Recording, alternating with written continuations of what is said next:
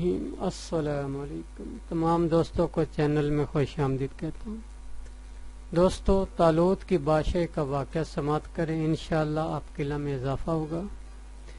اور دوستوں سے گزارش ہے کہ چینل کو سبسکرائب کریں اور بیل آئیکن کو آل پر پریس کر دیں تاکہ آنے والی اپڈیٹ آپ کو ملتی رہے۔ دوستو، بنی اسرائیل کا نظام یوں چلتا تھا کہ ہمیشہ ان لوگوں میں ایک بادشاہ ہوتا تھا جو ملکی نظام چلاتا تھا، اور ایک نبی ہوتا تھا جو نظام شریعت اور دینی امور کی ہدایت و رہنمائی کیا کرتا تھا۔ اور یوں دستور چلا آتا تھا کہ بادشاہ یہود ابن یعقوب علیہ السلام کے خاندان میں رہتی تھی، اور نبوت لادی ابن یعقوب علیہ السلام کے خاندان کا تیرا امتیاز تھا۔ حضرت شموئیل علیہ السلام جب نبوت سرفراز کیے گئے تو ان کے زمانے میں کوئی بادشاہ نہیں تھا، تو بنی اسرائیل نے آپ سے درخواست کی کہ آپ کسی کو ہمارا بادشاہ بنا دیجئے۔ تو آپ نے حکم خداوندی کے مطابق طالوت کو بادشاہ بنا دیا، جو بنی اسرائیل میں سب سے زیادہ طاقتور، سب سے بڑا عالم تھا، لیکن بہت غریب و مفلس تھا۔ چمڑا پکا کر، بکریوں کے چراہی کر کے زندگی بسر کرتا تھا۔ اس پر بنی اسرائیل کو اعتراض ہوا کہ طالوت شاہی خاندان سے نہیں ہے، لہذا یہ کیوں کر اور کیسے ہمارا بادشاہ ہو سکتا ہے؟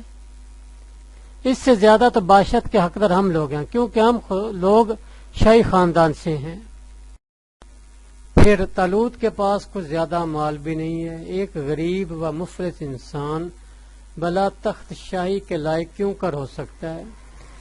بنی اسرائیل کے ان اعتراض کا جواب دیتے ہوئے حضرت شموئیل علیہ السلام نے یہ تقریر فرمائی کہ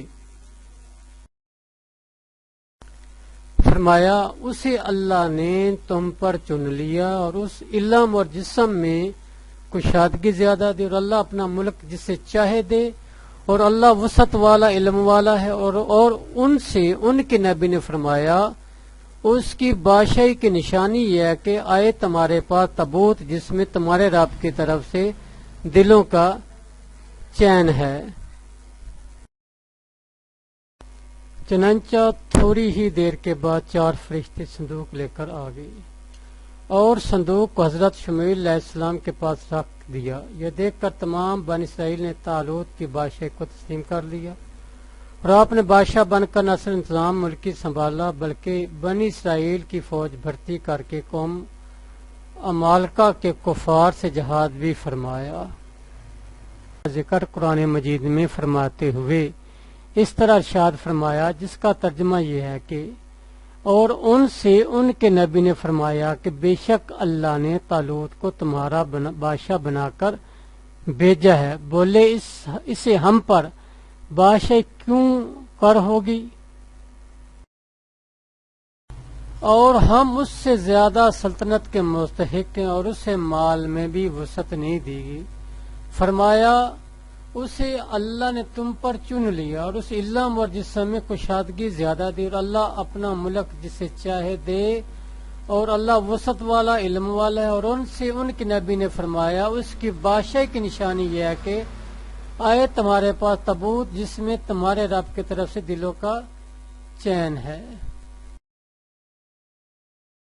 اور کچھ بچی ہوئی چیزیں ہیں معزز موسیٰ علیہ السلام اور معزز ہارون علیہ السلام کے ترکہ کے اٹھاتے لائیں گے، اسے فرشتے بے شک اس میں بڑی نشانی ہے تمہارے لیے اگر ایمان رکھتے ہو۔ درس ہدایت۔